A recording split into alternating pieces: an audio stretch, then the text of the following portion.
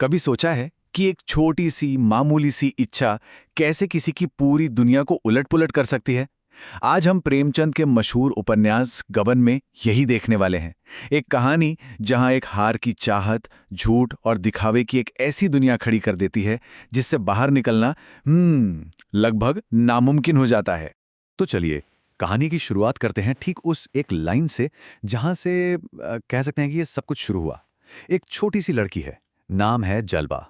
वो एक खूबसूरत सा नकली चंद्रहार देखती है और अपनी माँ से कहती है, अम्मा मैं ये हार लूंगी। और बस इसी एक पल में उसकी दुनिया हमेशा के लिए बदल जाती है। असल में यही वो पल है जो जालपा के मन में एक इच्छा का, कह लीजिए, एक बीज बो देता है।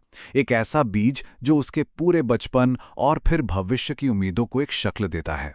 अब ये सिर्फ एक गहना नहीं रह जाता, बल्कि उसके सपनों का, उसकी हसरतों का प्रतीक बन जाता है। और देखिए, अगले 7 सालों तक एक असली चंद्रहार पाने का सपना जालपा की जिंदगी की सबसे बड़ी एकमात्र ख्वाहिश बन जाता है। उसके माँ बाप भी उसे यही कहकर दिलासा देते हैं कि अरे भाई, असली हार तो उसकी ससुराल से आएगा। और बस ये बात उसके मन में घर कर जाती है कि शादी ही उसके सबसे बड़े सपने को पूरा करने की असली चाबी है। और यहीं प्रेमचंद खूबसूरती से दिखाते हैं कि कैसे एक साधारण सी बचपन की इच्छा शादी जैसे जिंदगी के सबसे बड़े पड़ाव के साथ जुड़ जाती है, उलझ जाती है। अब वो हार सिर्फ एक हार नहीं रहा, वो तो मान सम्मान और खुशी का एक पैमाना बन चुका था। तो ठीक है, अब कहानी आगे बढ़ती है और शादी तक पहुंचती है। और अब देखते हैं कि सपनों की ये जो दुनिया है वो हकीकत की जमीन से कैसे और कितनी जोर से टकराती है। तो होता यह है कि जालपा की शादी होती है रमानाथ के परिवार में। अब रमानाथ के जो पिता हैं दियानाथ, वो बहुत ही मजबूत सिद्धांतों वाले और सिर्फ 50 रुपए महीना कमाने वाले एक ईमानदार इंसान हैं। मतलब ये उस शानो शौकत वाली दुनिया से बिल्कुल ही अलग माहौल था जिसकी कल्पना जालपा ने जाने कितने सालों से अपने मन में कर रखी थी। और यहीं पर हमें रमानाथ का किरदार देखने को मिलता है। एक ऐसा इंसान जो अपने परिवार की सीधी सादी हकीकत और जालपा को इम्प्रेस करने के लिए अमीर दिखने की ख्वाहिश के बीच, कह सकते हैं कि, फंसा हुआ है।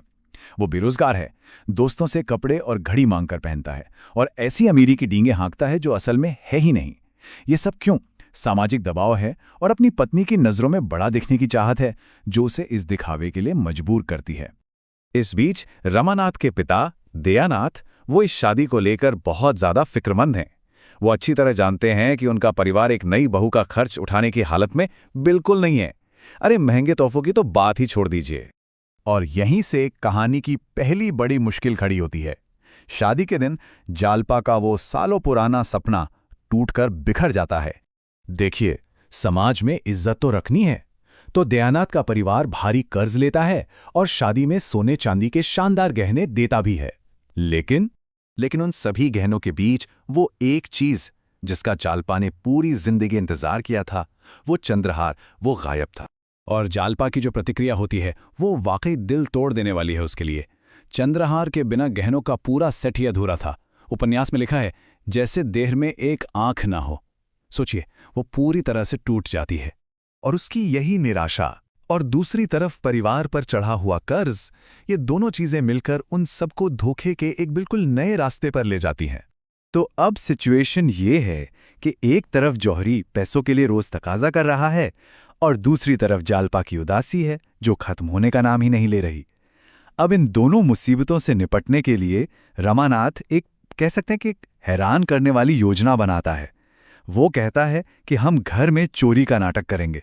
तो आधी रात को रामानाथ गहनों का संदूक उठाता है और फिर खुद ही जोर जोर से चोर चोर चिल्लाने लगता है ताकि सबको ये लगे कि चोरी सच में हुई है। इस नाटक से पूरे घर में हड़कंप मच जाता है और परिवार का जो पहला बड़ा झूठ है वो हमेशा के लिए पक्का हो जाता है। पर धोखे का ये खेल उनकी परेशानियों को खत्म नहीं करता, बिल्कुल नहीं, बल्कि ये तो रमानाथ को झूठ की नींव पर एक पूरी की पूरी नई जिंदगी बनाने के लिए मजबूर कर देता है। अब इस चोरी के नाटक के बाद जालपा की उदासी कम होने के बजाय और बढ़ जाती है।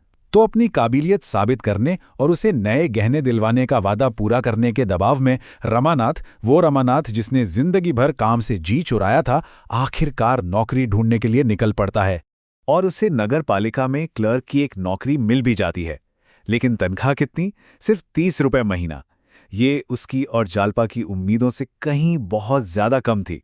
लेकिन क्या वो जालपा को सच बताता है? नहीं, वो अपनी तनख्वाह बढ़ा चढ़ाकर बताता है और ऊपर की कमाई यानी घूस की क्या-क्या संभावनाएं हैं इसके बारे में डींगे हाँकने लगता है। और यहीं से धोखे का एक नया और पहले से कहीं ज्यादा खतरनाक दौर शुरू हो जाता है। और यहीं पे ये कहानी हमें एक बहुत बड़े सवाल के साथ छोड़ देती है। सोचिए, पहला झूठ तो एक हार के लिए बोला गया था, लेकिन अब तो उनकी पूरी जिंदगी, उनकी नौकरी, उनका गुजारा, सब कुछ ही झूठ पर टिक गया है। तो सवाल ये उठता है कि जब झूठ की बुनियाद पर रिश्ते और उम्मीदें खड़ी की जाती हैं, तो फिर इसका अंत कहाँ होता है?